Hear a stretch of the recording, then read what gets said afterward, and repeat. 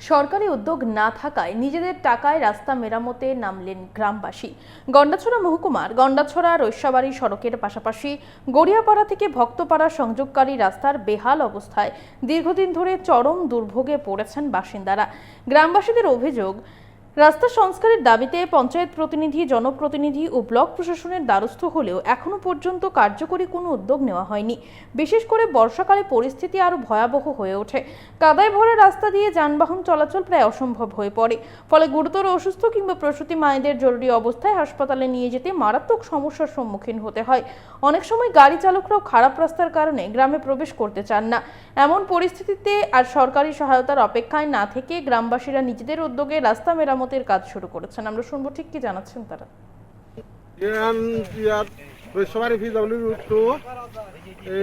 গড়িয়াপাড়া আর লাজমাদা বক্তপাড়া পর্যন্ত আমি চেষ্টা করি সরকারের তখন উদ্যোগ নেই, কারণ দাল লাগাবার সে কোনো আমি আদি জানুয়ারি এই জানুয়ারি আদুসং করা যায় তার নিজের আলো ব্যক্তিগত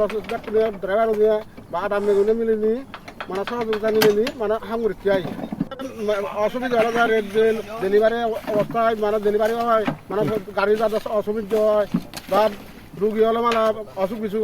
হাসপাতালে অসুবিধা হয় সে কারণে ইয়ে আমি ড্রাইভার উদ্যোগে আর আদাম মেগুনে সহযোগিতা নিলে হামুরি বারে গাড়ি হয়তো বেজা হয়ে পারে আইডিয়া করি মারে এখনো পর্যন্ত দুই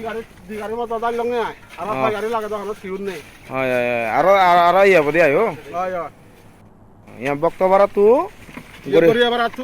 রৈচবাড়ি ভিতরে দত্ত ধরি গড়িয়াপাড়া হইতে বক্তবারা লাস্ট মতো পর্যন্ত তুমি নিজে দেখো জাল লাগা ঘরে এই জন্য জিনিস হয় না নয় সে জায়গা আর কোনো বাধ্যগত করা ফরার আমার